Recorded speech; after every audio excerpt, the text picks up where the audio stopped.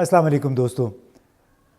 आज एक बार फिर हम पाकिस्तान और अफ़गानिस्तान के बड़े दायमी मसाइल हैं उस पर डिस्कशन करेंगे, और उस हवाले से हमारा एक मौजू है अफ़गानिस्तान का बरास्ता पाकिस्तान ट्रांज़िट ट्रेड।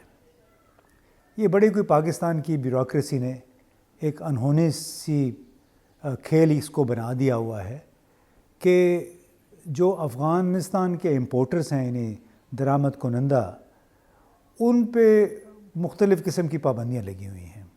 शायद ये दुनिया में वाहिद मिसाल होगी कि ट्रांज़िट ट्रेड के जो सामान है उसके ऊपर भी टैक्स भी लगता है, उसको चेकिंग भी होती है, और न मालूम क्या क्या ऐसे मसाइल खड़े कर दिए कि जो पाकिस्तान अफ़गानिस्तान के दरमियान दो तरफ़ा तिजारत है वो भी मुतासिर हुई है, और जो ट्रांज़िट ट्रेड है वो अब कम होके आधे से भी कम रह गया है। और इस तमाम मसले की वजाहत के लिए हमने सोचा कि आपकी मुलाकात हम करवाते हैं एक ऐसे साहब से जो ख़ुद भी कारोबार में इसमें इन्वॉल्व हैं। याकूब शेख साहब हमारे साथ मौजूद हैं। बहुत बहुत शुक्रिया याकूब साहब। प्लेजर। तो आप ये बताइए सबसे पहले कि आपके इल्म में होगा, आपने मीटिंग्स के दौरान भी सुना कि जो अफ़गानिस्तान के ट्रांज़िट ट्रेड पे पाबंदियाँ लगी हुई हैं वो क्या हैं बुनियादी तौर पे, और वो किस हद तक जायज़ हैं? कि जिस कंट्री से ट्रांजिट हो रही है, जो लैंड लॉर्ड कंट्रीज़ हैं, वो उन कंट्रीज़ के साथ जिनके साथ जुड़े हुए हैं, जिनकी पोर्ट्स से उनके माल आते हैं, तो यूएन चार्टर के हिसाब से भी उनको फैसिलिटेट किया जाता है, और उनके कोई कार्गोज़, कोई आइटम्स ऐसे नहीं होते जिसको बैन किया जाए। उनको इस चीज़ की इजाज़त होती है कि सारे ट्रांजिट के आइटम्स उससे वो ट्रांजिट कर सकें, अपने ट्रेडर्स उनके जो वहाँ से माल लेके जा सकें उन बंदरगाहों से। उसमें ये है कि 4-5 किस्म की जो पाबंदियाँ हैं वो ये हैं कि भाई ट्रांजिट ट्रेड के लिए जो ट्रक होगा वो कस्टम्स का बॉन्डेड ट्रक होगा जो कस्टम के साथ रजिस्टर्ड होगा। फिर उसके बाद उस कंटेनर के ऊपर, उस ट्रक के ऊपर ट्रैकर लगाया जाएगा और वो मेक श्योर करेगा कि वो बॉर्डर को क्रॉस करे।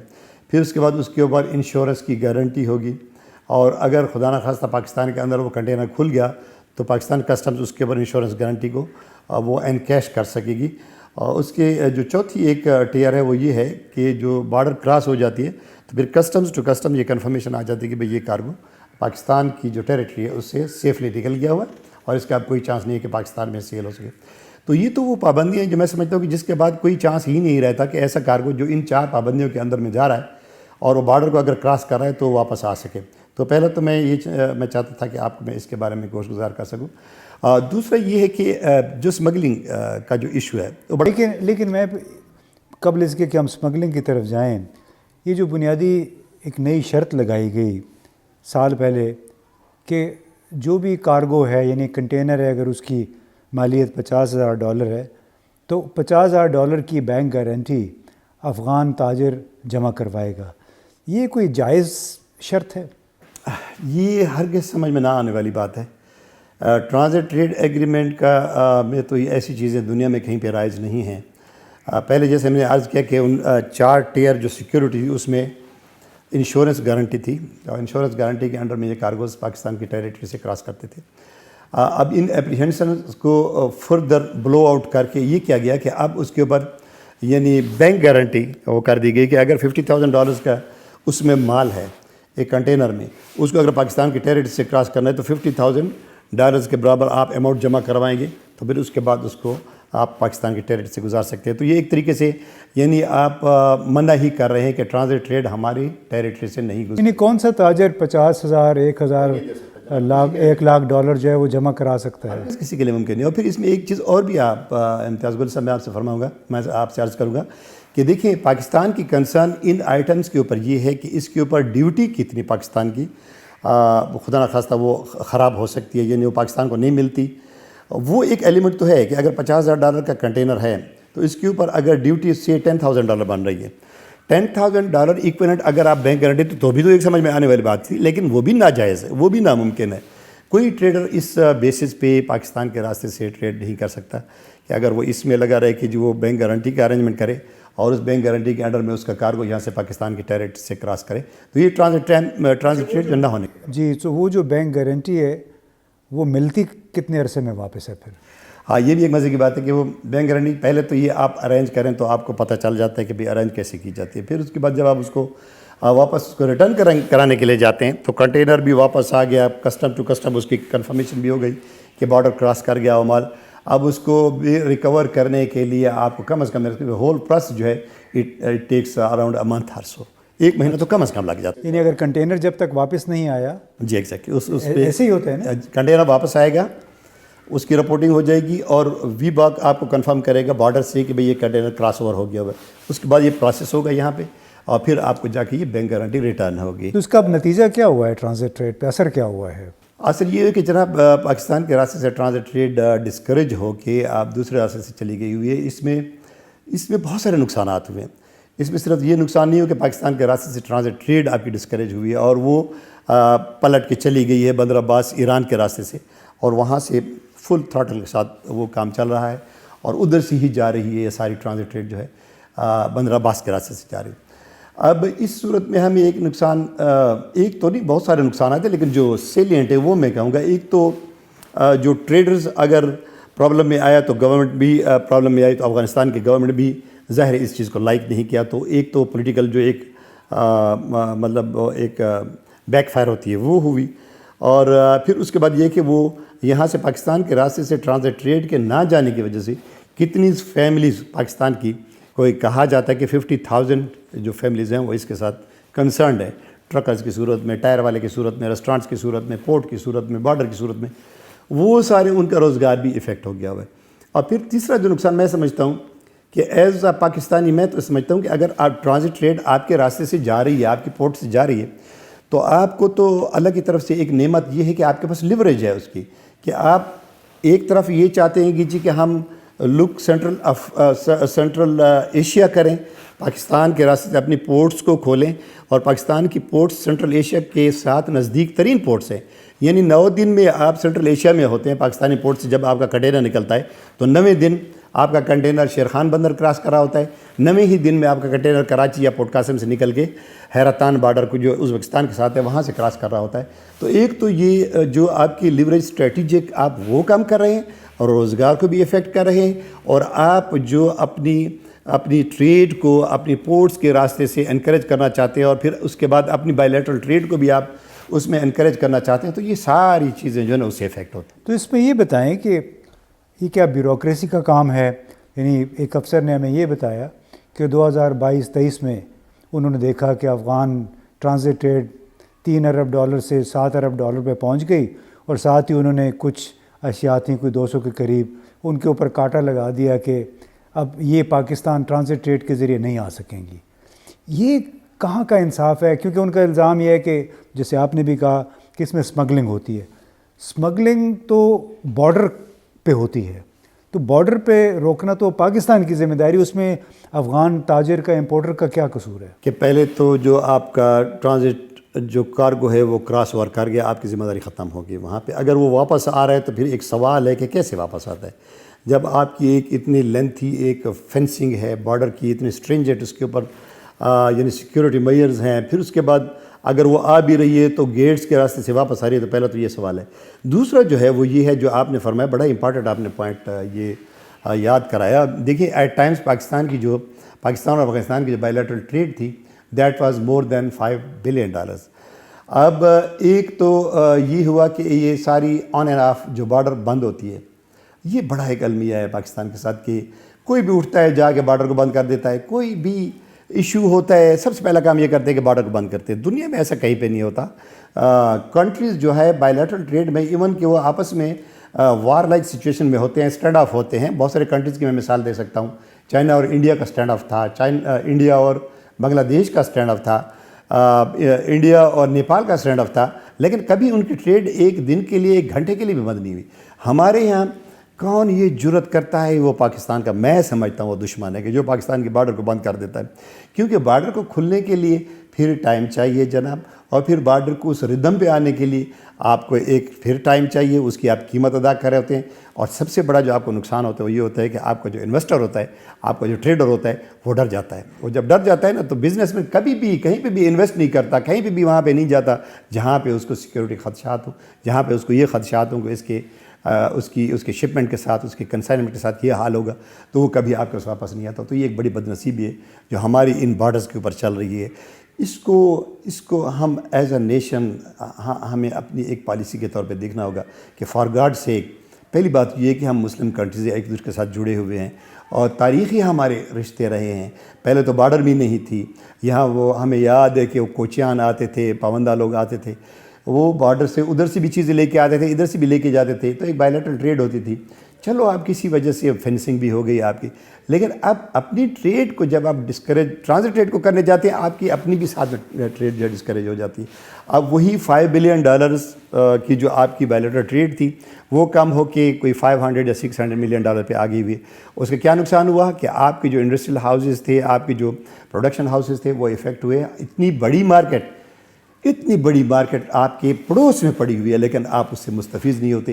میں سمجھتا ہوں اس سے بڑی بد نصیبی تو نہیں ہوگی. اور پھر آپ اگر پہنچنا چاہتے ہیں سینٹرل ایشیا تو افغانستان تو لامحالہ آپ کو کراس کرنا ہے. آپ کو ہر صورت میں افغانستان کے ساتھ بیٹھنا پڑے گا، آپ کو ہر صورت میں افغانستان کو ایکسیپٹ کرنا پڑے گا، آپ کو ہر صورت میں ان کی گورنمنٹ کے ساتھ بیٹھ کے آپ کو لانگ ٹرم میئرز آپ کو ان کے ساتھ سائن کرنا پڑیں گے تاکہ آپ اپنی ٹریڈ کو کبھی اس طریقے سے متاثر نہ ہونے دیں کہ آپ کی کتنی اس وقت شپمنٹس آپ کی اپنی جو ایکسپورٹس ہیں وہ سینٹرل ایشیا میں جانا شروع ہو گئی ہوئی ہیں. اور اگر یہی حال افغانستان کا رہا کہ آپ اگر اس کو اس طریقے سے ٹیز کریں گے تو وہ بھی آپ کو ٹیز کرے گا. تو یہ مطلب یہ وہ ون ون سچویشن نہیں ہے. آپ ان کو بھی جینے دیں اور خود کو بھی جینے دیں اور اپنے لیے راستے پیدا کریں. بہت بڑی مارکیٹ سینٹرل ایشیا کی آپ کے بالکل دروازے میں پڑی ہوئی ہے لیکن اس بد نصیبی سے ہم اسے پورا فائدہ نہیں اٹھا رہے. جی آپ نے بڑی زبردست بات کہی. مجھے یاد آ گیا مارچ 2019 میں ہماری اس وقت کے آرمی چیف جنرل باجوہ کے ساتھ ملاقات ہوئی اور ان دنوں ایک تنازع چلا ہوا تھا. تورخم بارڈر بند تھا، اس کو کئی ہفتے گزر گئے تھے. تو میں نے ان سے پوچھا، خود میں نے ان سے براہ راست سوال کیا کہ ایک نیوکلیر ملک ہے، ہمارے پاس ایٹمی ہتھیار ہیں، پاکستان کی دنیا بھر میں کوئی 7ویں بڑی فوج ہے اور آبادی کے لحاظ سے بھی 6واں بڑا ملک ہے. تو ایک ایسا ملک ہے کہ جس کے وزیر خارجہ کو پتہ نہیں ہوتا کہ بارڈر کب بند ہوا ہے. اس وقت ہم نے پوچھا تھا سرتاج عزیز صاحب سے، مرحوم سے، کہ آپ کو معلوم ہے؟ انہوں نے کہا کہ نہیں مجھے نہیں معلوم. تو میں نے کہا کہ آیا آپ سمجھتے ہیں کہ مناسب بات ہے کہ بارڈر پہ موجود ایک میجر ایک کرنل کسی بات پہ ناراض ہو، یہ کوئی واقعہ ہو گیا اور ایک دم بارڈر بند کر دیا؟ میں نے کہا وہ اس وقت شاید 42 دن مسلسل وہ بارڈر بند رہا تھا اور سرحد کے دونوں طرف بے شمار ہزارہ لوگوں کا اس میں نقصان ہوا. تو آپ نے بالکل وہ صحیح کہا کہ ایک قدم اٹھانے سے آپ کسی ایک بندے کو نقصان نہیں پہنچا رہے بلکہ ہزارہ گھرانے. اور اس میں وہ سیمیناروں کے دوران بھی آپ نے بھی سنا ہوگا کہ تازہ پھل سبزی کس طرح متاثر ہوتی ہے. لیکن یہ بتائیے، یہ جو ایک دم ایسارو آ جاتا ہے، یعنی کسی چیز پہ ڈیوٹی مثال کے طور پہ $100 ہے، اب ادھر سے پیاز آنا شروع ہوا، پھل آنا شروع ہوا تو ایک دم اس پہ ڈیوٹی آپ نے 200 کر دی، 300 کر دی.